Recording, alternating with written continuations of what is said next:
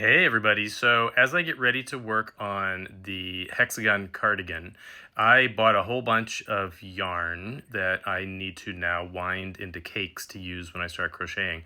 I also bought some yarn for a friend of mine who wants a cowl, and I need to get moving on that too because she wants me to knit her a cowl. So let me show you the yarn and let me show you what my setup is.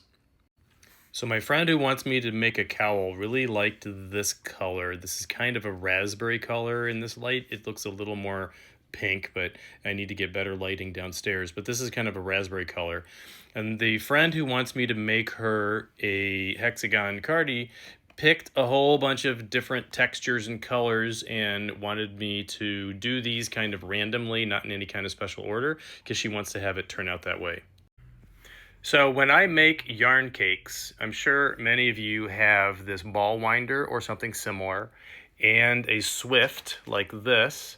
I decided, because these are both mountable, as you can see, on tables, and I did not want to have a setup that I had to set up all the time, and I don't have a huge table that I can leave set up.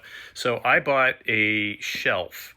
I think I got this one at IKEA, or may have got it at Lowe's. I don't remember. But I bought a shelf that's just long enough for me to use. I mounted my yarn Swift on one side and my ball winder on the other. And let me show you. I'm going to put this on and I'll show you how this works. I bought a new mount that's like a neck mount that I'll show you at another time from the TikTok shop.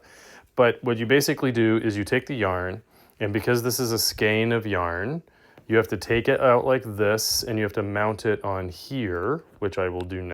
Once you mount it on the Swift, then you're going to cut all of these little pieces off, and I usually keep the tags because I want to make sure that I remember the composition of the yarn that I'm using.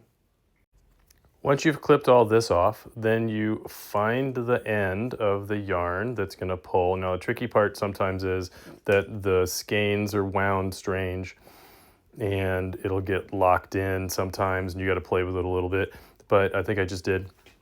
So then basically what you do is you put it onto the ball winder. Now, ball winders can be more or less complicated. As you can see, this one is a little bit higher end,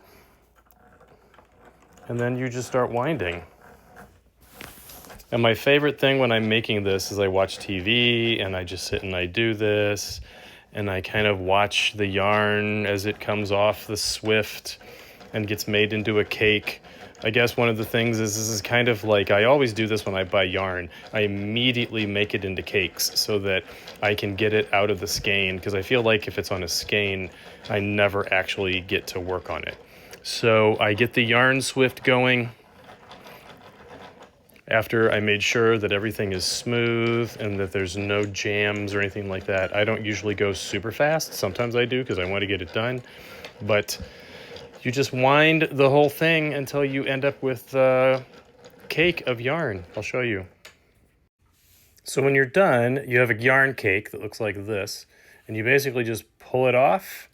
And if you want to, you can have a center pull, and you basically can pull from the center out, or you can take it off the edge if you want to. But this is my first cake, and now I'm going to work on the other ones. But I just wanted to show you how I have my setup, and I think having this allows me to put this away, leave it set up all the time. When I get more yarn, I can bring it out and put it on the table, and I can just sit here and watch TV, and I can wind my cakes of yarn. What do you guys do? Do you have a way that you prefer winding your yarn? Do you wind it into balls from the skein? Do you put it on the back of a chair? Do you have a yarn Swift and a ball winder like this? Tell me what you do. Follow me as I work on these things because I've got so much going on.